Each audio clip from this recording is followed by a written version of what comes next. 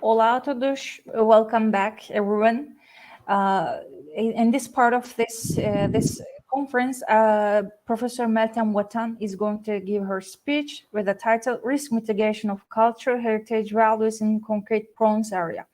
Before she starts her presentation, I would like to introduce Professor Melten VATAN in a short manner. Professor Melten VATAN was born in Bulgaria in 1978 and immigrated to Turkey in 1989.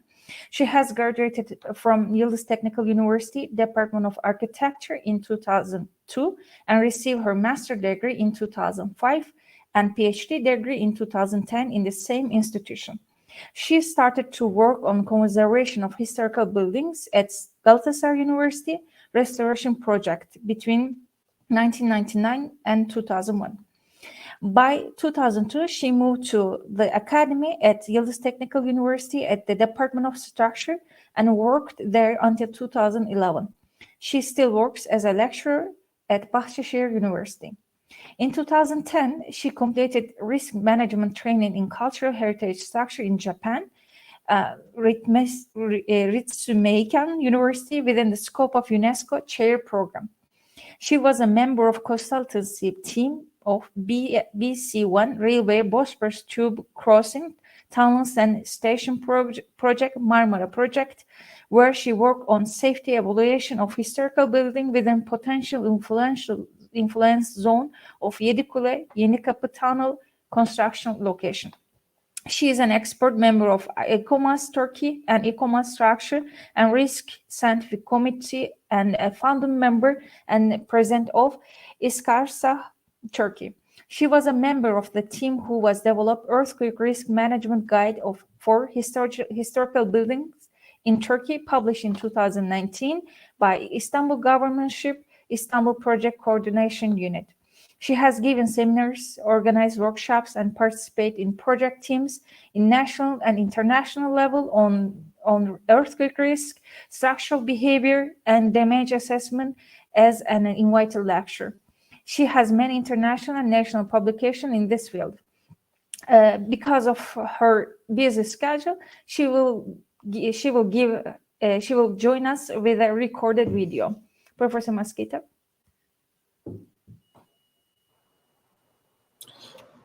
Bem-vindos de volta a todos. Nós iremos agora assistir a palestra da professora Melten VATAN.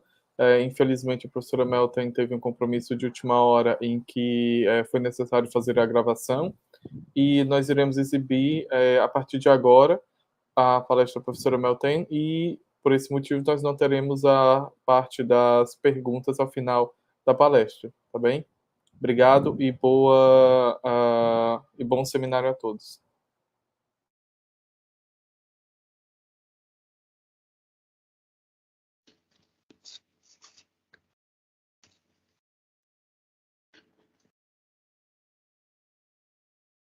Good morning, everyone.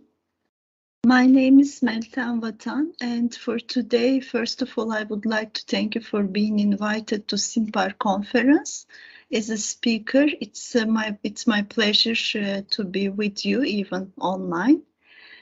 So for today, I'm going to present my presentation as a record, and then I hope you will be watching it. So let me share my screen.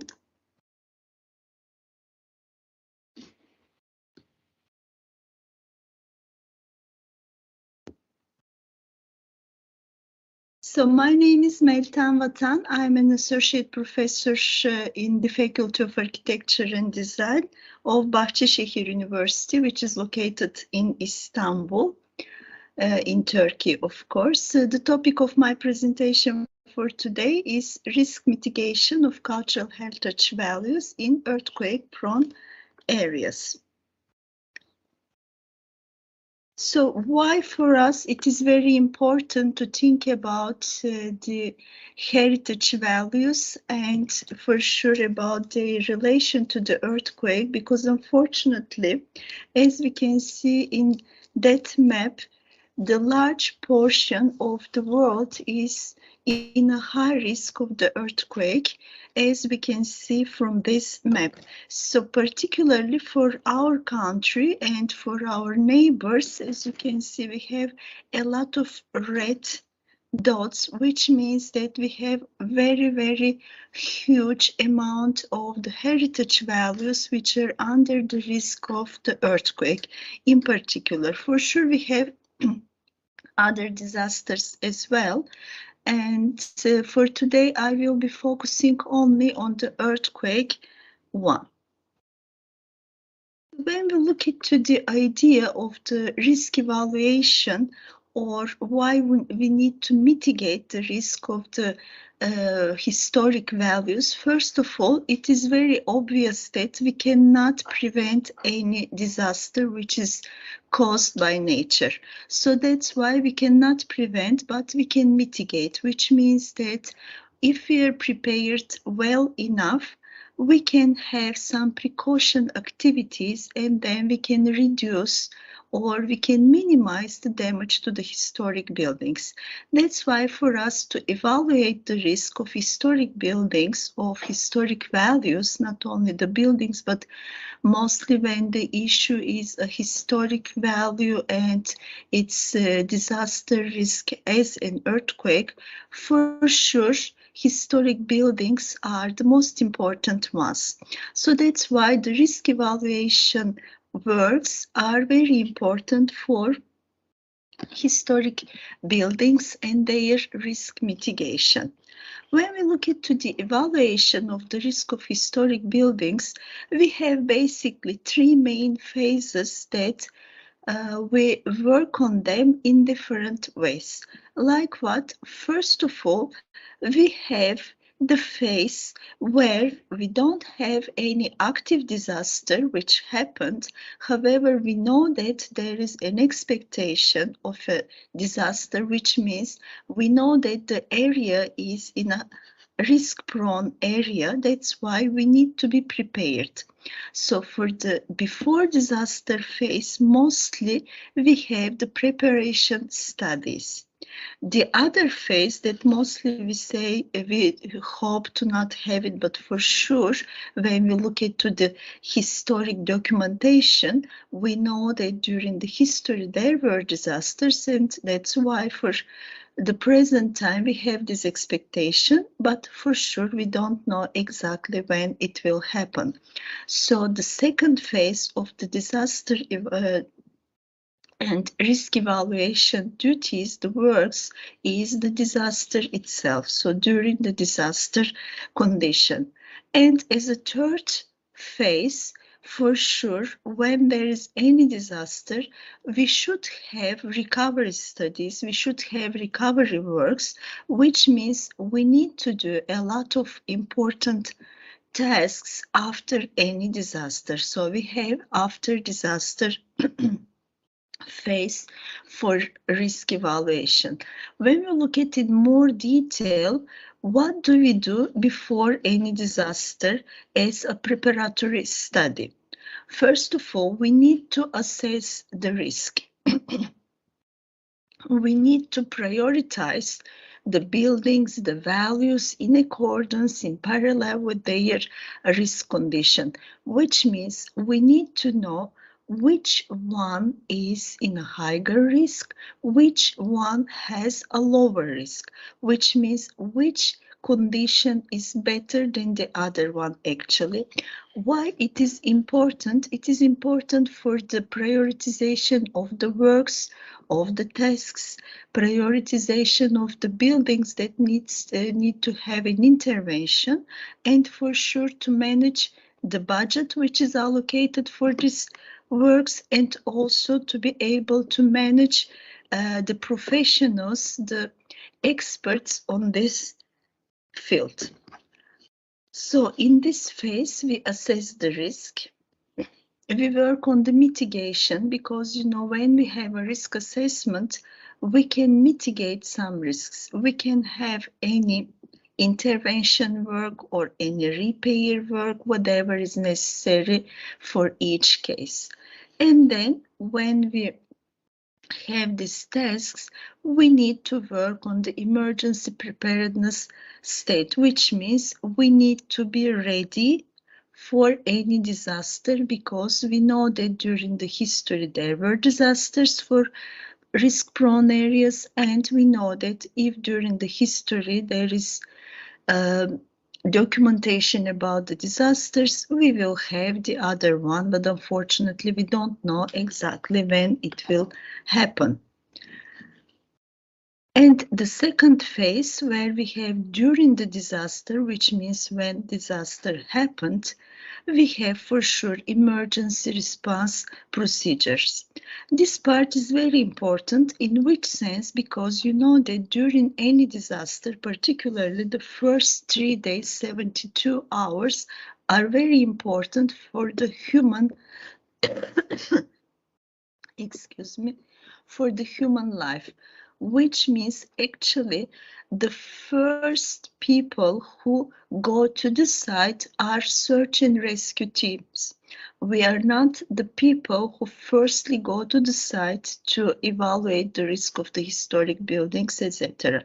For sure, human life is the most important part for the safety and security works. However, also this part, I mean this phase, is very important for us, because exactly during the search and rescue works, because the aim, the main goal is to save the life of the people, mostly some of the historic buildings are damaged or are under the risk of this search and rescue works, because for search and rescue teams, their first aim is not to save the buildings. The first aim is to save the human life. So that's why it is very important for us to be able at least to monitor the site, or more important than this,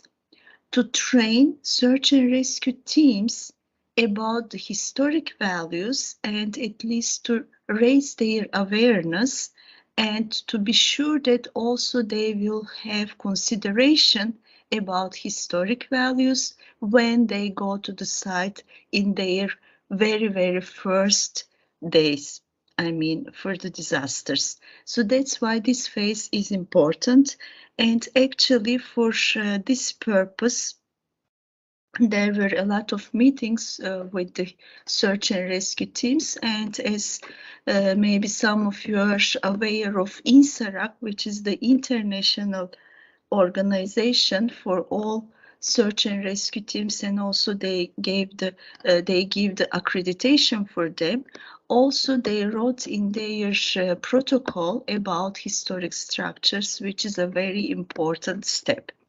So after the disaster, which means after the search and rescue works, and when the condition is better, let's say, or at least calm down, we have after disaster risk part.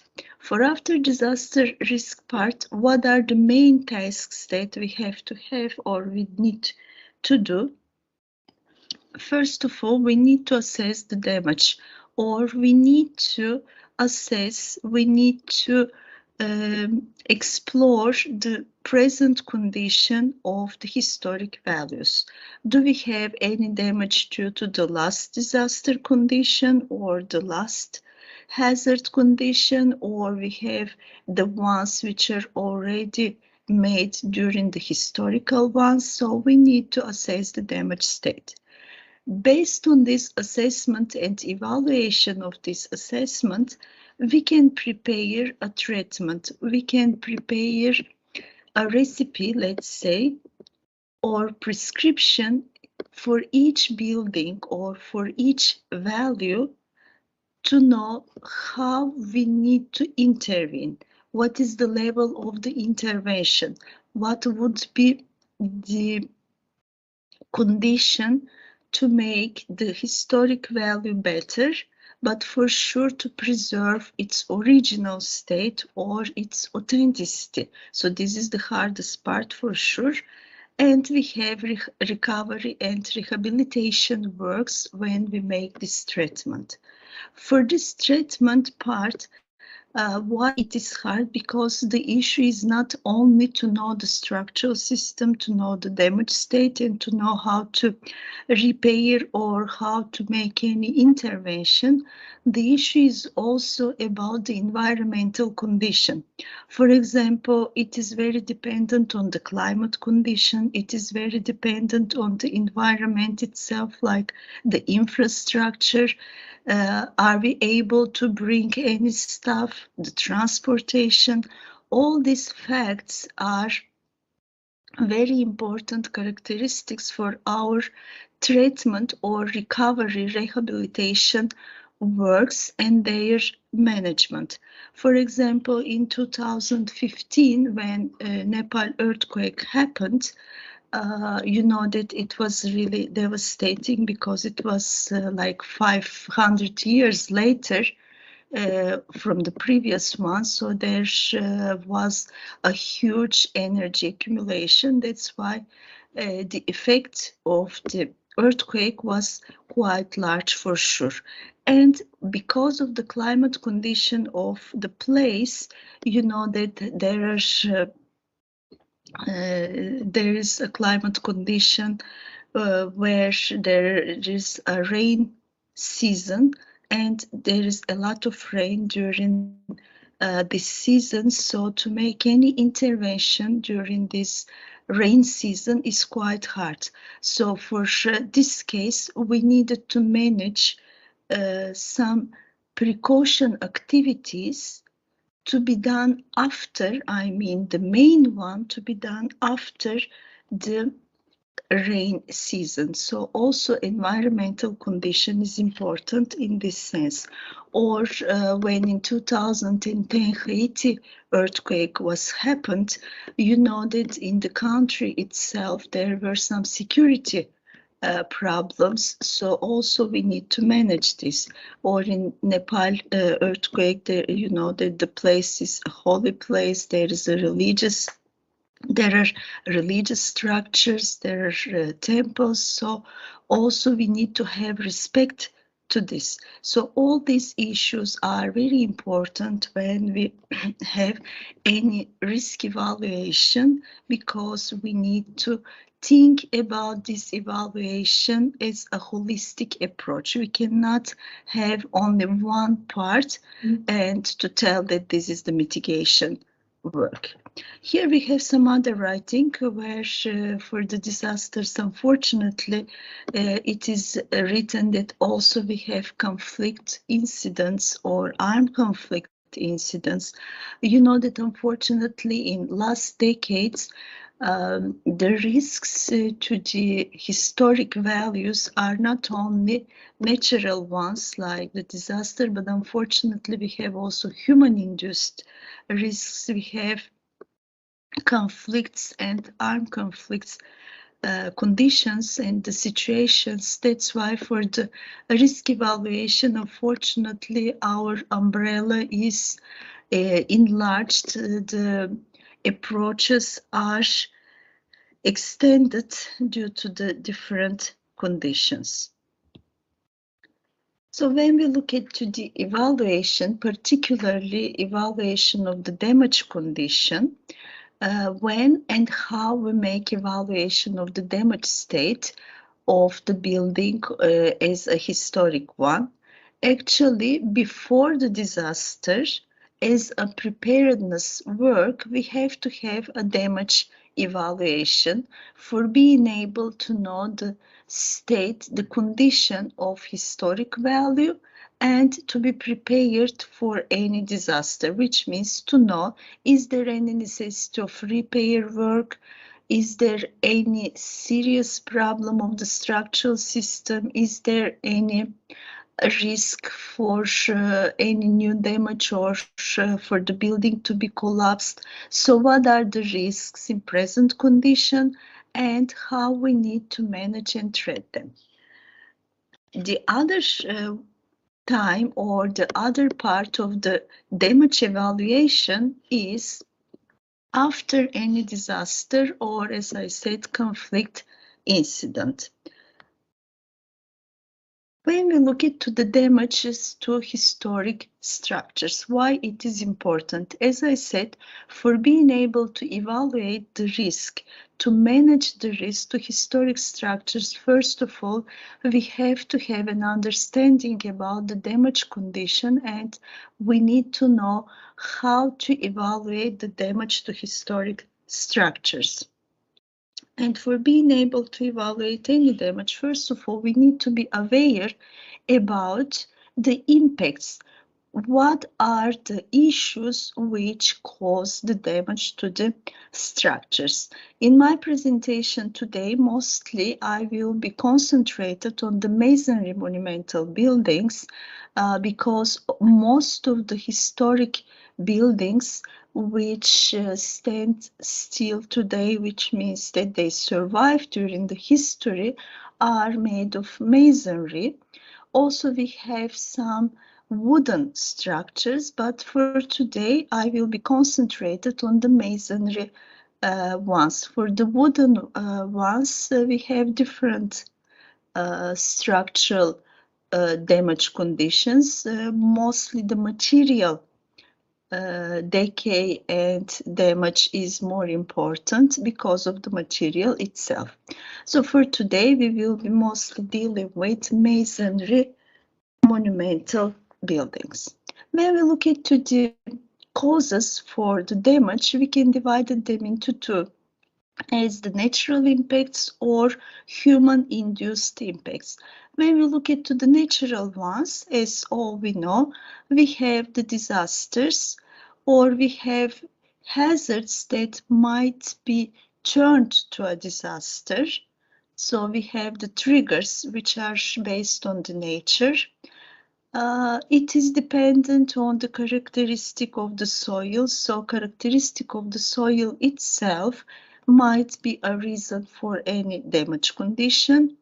Water and humidity is one of the main problems that we have for the historic structures. Doesn't matter the masonry or any wooden one. It is because of the climate and environmental condition. And biological organisms, again, it is because of the environmental condition and for sure because of the lack of the maintenance. When we look into the human-induced impacts, unfortunately, they raised in recent decades more and more. We can have geometrical weaknesses, which means the structure itself, the building itself might be designed in a way that we would have expectation of a damage condition. So because of the design issues, let's say, we may have an intervention which is not managed and done properly. So also the intervention might be a cause of damage to the building. Again, we can have lack of maintenance. We may have fire as an arson for sure, not the natural one, for the damage of the historic buildings. We can have conflicts and armed conflicts, incidents. We can have the vibration effect, particularly when the modern cities started to be built, to be organized. For sure, we need to have the infrastructure, we need to have transportation, and as a transportation, we may have some trams, some underground metros, the cars, etc. So all this traffic cause vibration effect to the historic buildings, which is an important impact for the damage condition. And again, environmental pollution, which is going more and more each day or each year. Also, it has a negative effect on the historic values. So when we look at to the examples of the natural impacts, for sure, we know that the earthquake, which is the concentration of my presentation for today, is the most important one. Here we have some examples from 1999 Marmara earthquake, which was important and a huge one for our country. Then we have a photo from Haiti, from Port-au-Prince, another one from Nepal. So we remember these devastating earthquakes, and here we have some examples from their damage condition, let's say. Another natural impact is the water and humidity, which is very natural one. However, when we have lack of maintenance, for sure, water and humidity level is a very serious cause for the damage. So here we have some photos from historic buildings from Istanbul, from France, where the water and humidity effect is shown. Another one is biological organisms. Again, mostly it happens because of lack of maintenance, as you can see. In these photos, the biological organisms, the plants, grow within the structure itself, within the walls, on the roof, wherever it finds a good habitat for itself. After the natural causes or the natural impacts for the disasters, we say that we have human-induced impacts. And the first one was stated as geometrical weaknesses. So what does it mean exactly, geometrical weaknesses for us? For example, in some buildings, as historic ones in our city, in Istanbul, we have the plan organization. Like, for example, in this one, we have kind of T-shape, the main dome, the supportive half dome, and the smaller domes to support the main structure. However, when we have this kind of T-shaped structural form, or the geometry of the plan itself, easily we can see that the center of the stiffness and the center of the mass do not overlap. So when we have this condition, when the center of the stiffness and center of the mass are not overlapping, as all we know, actually, it causes a moment. What does it mean, this moment for a building? It means that we have a deformation. We may expect lateral movement, lateral deformation, and a rotation because of this difference of center of stiffness and center of mass. For example, this Atikali Pasha Mosque in Istanbul, it is dated back to 15th century or 16th, I'm so sorry. So this building, because of its shape, is documented in historic documents as the one that in each earthquake which happens or happened in Istanbul, it was damaged. So when we look at the damage reason, one of the main damage reasons is the plan form of the building. Also in this building, we have the traces from the intervention works during the history, some added elements and some repair works because of the earthquake. Another example that again we have in our city in Istanbul is Beyazıt Mosque. Although when you look at the plan, it looks like square shape. However, when we look at the main dome and the supportive ones, easily we can see that we have a symmetry in one direction, but in other direction, it is hard to say that we have this symmetry, which means again, the center of the stiffness and the center of the mass do not overlap. So here you can see that we have a lot of damage conditions from each large earthquake or big earthquake in Istanbul, like in 1509, in 1894. These are the main two earthquakes during the history of the city. And the other was from the 16th century as well. And in 1999 Marmara earthquake, also we observed the damage on the building. So also in this building, there are two arches which are added during the history itself, which means there are some precaution works during the history. So our ancestors or in the history, they were aware that this building needs to be intervened because of the earthquake damage condition.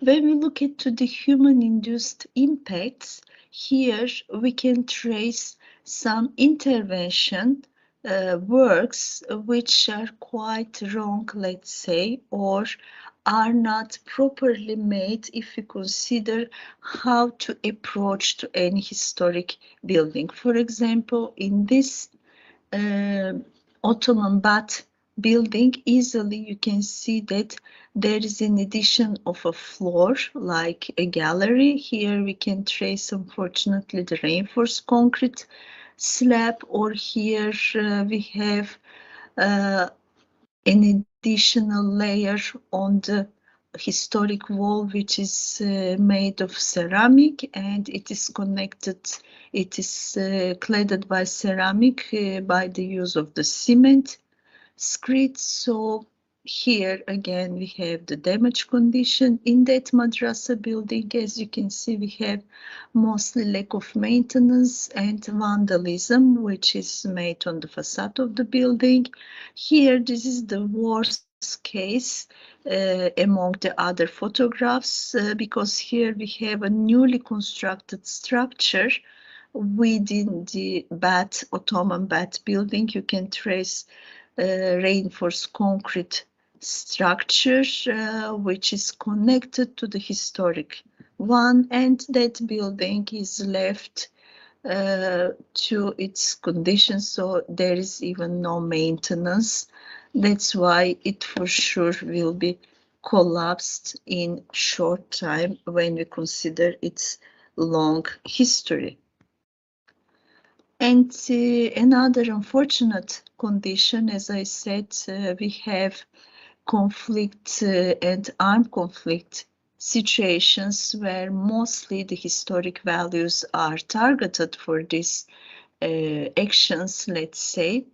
In Istanbul, in the last decades, we had one terrorism attack in the historic peninsula in Sultanahmet Square. Another one was in Dolmabahce Palace. And here we can see the photos from Halep, from Syria. And as all we know, there are unfortunately a lot of conflicts in historic places in our near geography if we speak about Turkey, and in the worldwide condition as well. So for being able to evaluate the damage state, for sure we need to be aware of the damage types. So if quickly we check the vertical and horizontal members and what kind of damage conditions we can observe, if we start with the columns, with the vertical ones, the piles, for sure we can trace the metal corrosion, which causes serious effect on the masonry. Why? Everyone knows that when the metal comes together with the oxygen or with the humidity, it is corroded. And when the metal is corroded, we know that its section is enlarged. And when the section of the metal is enlarged, for sure, firstly, it starts to make the cracks on the masonry, and these cracks may be serious damage to the element. Another type of the vertical elements is the vertical forces itself, so the weight of the building, and also if there's any soil condition, it might happen. So we can trace the vertical cracks on the vertical elements like the walls, the piers, which are made of bricks, stone, adobe, whatever, from the blocks, let's say. When we see this vertical cracks, particularly on the lower part of the building, easily we can assume that these are the crash due to the vertical load condition.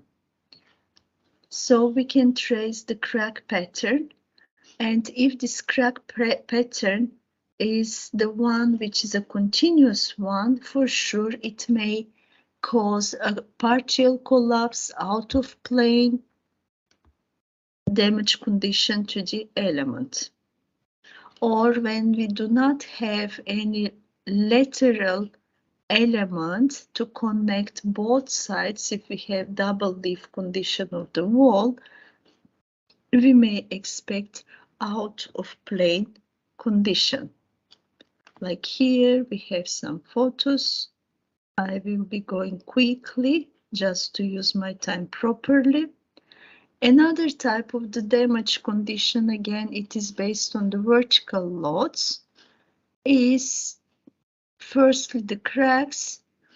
And when we have the masonry, you know that it has only condition to have resistance to the compression.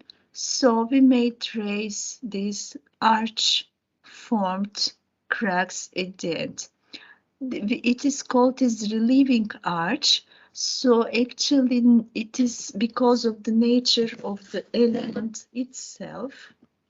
Excuse me.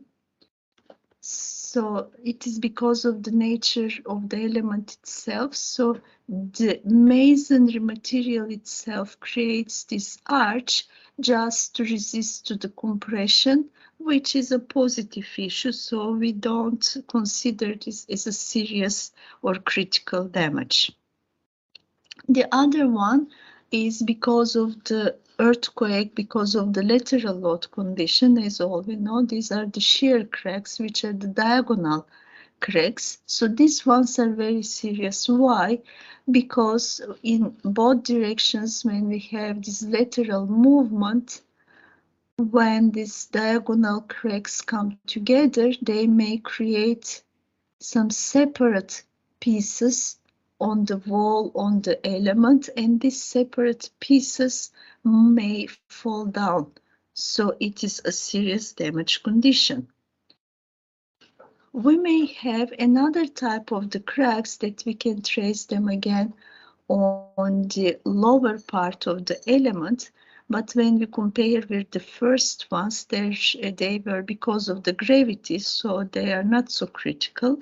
However, when we have the horizontal ones, we know that their cause is the bending, which means there is a movement.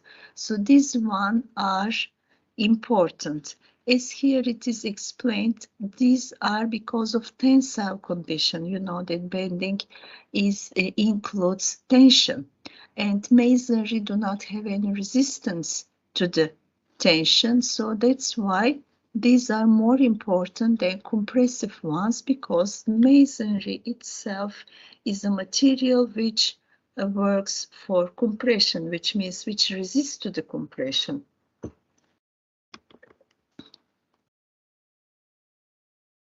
So here we can trace the pieces that may fall down. As I said, when we have diagonal cracks, when they overlap, when they meet each other, they can create individual pieces which may fall down, which means a serious damage. Another type of the damage is when we do not have any lateral element. We may observe first the cracks and then out of plane condition, which is very important one. So when we do not have any beam, any horizontal member, we will have this expectation. And this is one of the types of the damage condition that we cannot repair actually. When we have out of plane condition, it is very serious and it is hard to be repaired. Here again, we can see that when we have two perpendicular walls, again, we can have diagonal cracks. And for sure, when they create an independent piece, it may fall down. So here, quickly, I will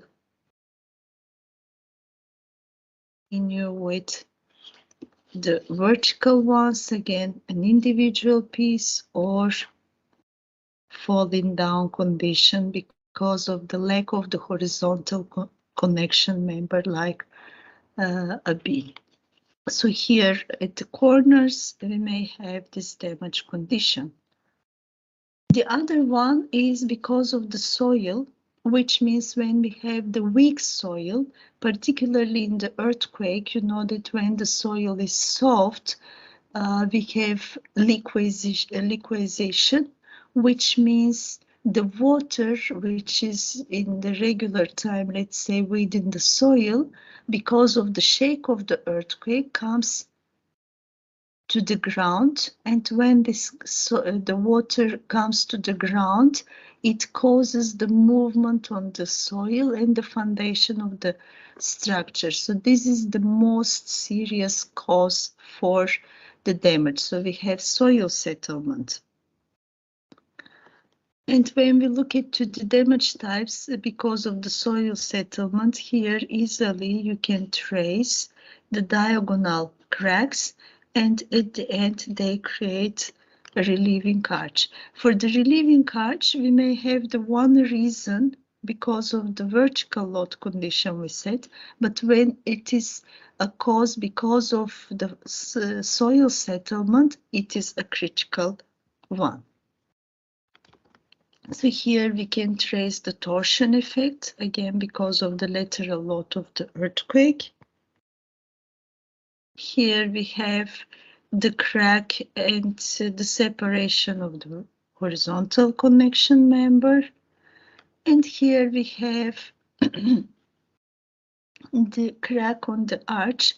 When we have this type of the cracks on the arch, actually they are not so serious for us because this creates actually more arches, like we have two of them. But when we have any soil settlement or any movement on the joint, on the support part, it is very critical because we cannot save the arch or the dome. However, when we have these parallel cracks, it is not a serious one for us. But in this one, as we can trace, when we have this horizontal crack, it means that there is a movement on the support condition, so this is very critical one. Like here, easily you can trace the individual pieces, so it is important. As I said in the arches, for the domes and for the vaults, when we have the parallel ones to the like to create new arches, these ones are not so serious. Each damage for sure is important, but when we prioritize, we can say that this is less important. But when we have these parallel ones, as you can trace, they can create single pieces. This is very critical. So when we look into the damage type, we can say that first of all, we need to differentiate the load that will cause the internal force. Do we have the vertical load condition or lateral load? Obviously, we know that the vertical ones are due to the gravity. So this is the weight of the building itself. And the lateral ones are due to the earthquake. And the wind might be, but for the historic ones, earthquake is more important. So for the lateral forces, it is very important to trace the reason of the damage and then how the building behavior is, we need to know. So how we assess the damage of the buildings, because I have like 5 minutes more, so I will try to finish on time. So actually, for the assessment of the damage, we have some grading tables, some levels. You can trace some slight differences, but at the end, the idea is the same, to grade the risks. Like in the first one, we have negligible ones, so it is less. In the last one, it is the worst condition, which means destruction. So we can trace this type of the tables where each damage condition is defined like hairline cracks. So it is very small damage. Cracks in many walls. So it is important. Large and extensive cracks. So this is more important than the previous two ones. Serious failure of walls. So we may have some partial collapse, we may have fall down pieces, we may have out of plane, which will lead the building to be collapsed. As an architect, what we do firstly when there is any risk evaluation work, firstly, for sure, we need to have the survey drawings and then to map the damage. So we need to check the building and we need to map each damage on the building by visual observation firstly. We need to consider the reason of the effect to the material and to the structure. For example, the mechanical effects like the static condition, the dynamic effects like the earthquake, or physical, chemical, and biological effects like the climate, if there is a water body, the salt, the weakness of the materials, the plants, etc. And then, firstly, as a quick check, as a visual observation, we check the criteria for the safety of the building. Mostly this criteria is written on the codes, so it is based on the behavior of the element. So we check the criteria like the total area to the weight, the total area to the plan, the slenderness in horizontal and vertical condition.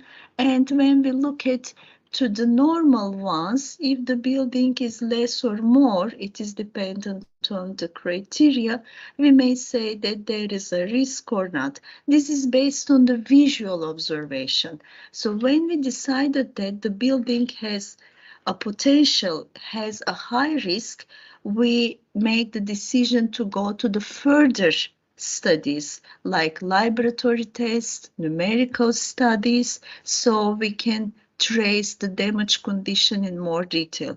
But all the time, just to save the time, to save the professionals, let's say, because we have very few professionals, but a large stock of historic buildings, we need to prioritize. So for this prioritization, firstly, we work by visual observation, and the buildings which are under the high risk continue with the detailed assessment. As a conclusion, what we can say? First of all, we know that the historic buildings are very important for the human history, for the community, for the memory, for the collective memory for sure, and they include tangible and intangible. Actually, intangible values have their lives through the tangible ones. So for the monumental structures, when the issue is the earthquake, it is very important to evaluate the structural state of each building before the disaster. So we need to know the risk, the level of the risk. Why we have this risk assessment works mostly before the disaster and after the disaster. Before the disaster to evaluate the risk level, after the disaster to evaluate the damage state. For pre-disaster evaluation, we have more extensive works. We have more documentation, historic data, interventions during the history, so we need some more time and more professional work. For after the disaster condition, we have the damage observation. So we have actually the evaluation way, which is based on the pre-disaster. So we know the story of the building, and then we can observe the new damage condition, the damage mechanisms which happened after the earthquake. So when we look into the damage condition on the monumental structures, mostly we work on the vertically horizontal elements, which means the walls, the columns, the piles, the domes, the roofs, whatever we have. Here we have some information about the Turkish sites, the law for our country.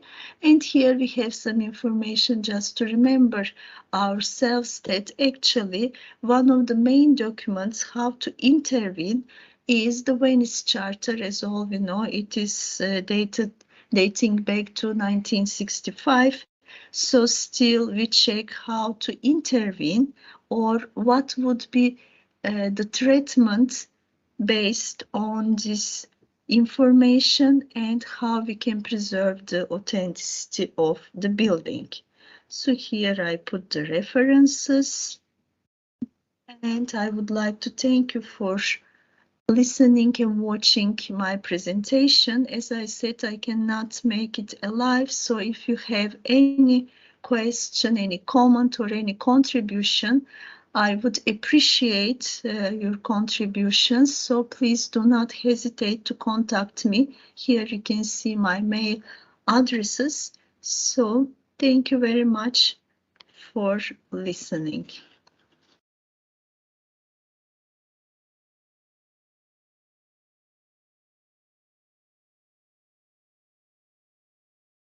Have a good day.